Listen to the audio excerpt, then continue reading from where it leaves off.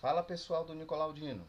Hoje eu vou apresentar para vocês o resumo de um assunto novo, movimento uniformemente variado. Mas calma, apesar desse nome grande, esse assunto é bem simples de entender. Vamos lá?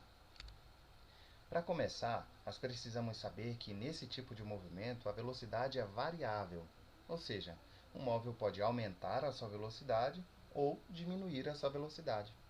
E se você tiver lembrado sobre movimento uniforme que a gente viu nas últimas aulas, você vai perceber que o movimento uniformemente variado é justamente o contrário do movimento uniforme, porque lá no movimento uniforme a velocidade era constante. Então aqui nós vamos ter um móvel com velocidade aumentando ou diminuindo. Veja esse exemplo. Aqui nós percebemos que esse carrinho ele tem aumentado a sua velocidade. Mas analisa uma coisa comigo, é bem interessante. No primeiro instante, ele aumentou 10 quilômetros por hora. No segundo instante, ele aumentou de 10 para 20, ou seja, também foi 10 quilômetros por hora. No segundo instante, para o terceiro, ele aumentou de 20 para 30, também aumentou 10 quilômetros por hora. E no último instante, de 30 para 40, também foi 10 quilômetros por hora. Isso significa que, apesar da velocidade desse móvel ser variável, ou seja, ela está aumentando, mas ela está obedecendo a uma taxa constante. Ou seja, a velocidade aumenta 10 km por hora a cada segundo. Essa taxa, que é constante, nós vamos chamar de aceleração média, que é a variação da velocidade dividida pelo intervalo de tempo. Ou seja, a velocidade final menos a velocidade inicial dividido pelo tempo final menos o tempo inicial. Veja esse outro exemplo. Nesse exemplo, quando o motorista avistou o sinal vermelho, ele começou a reduzir a sua velocidade.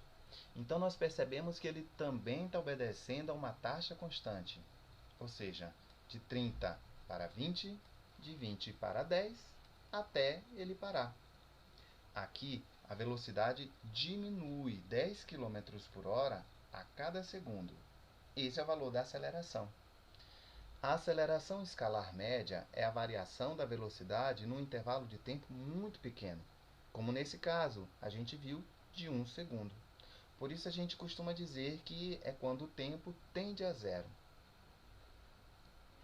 E como se classifica o movimento uniformemente variado?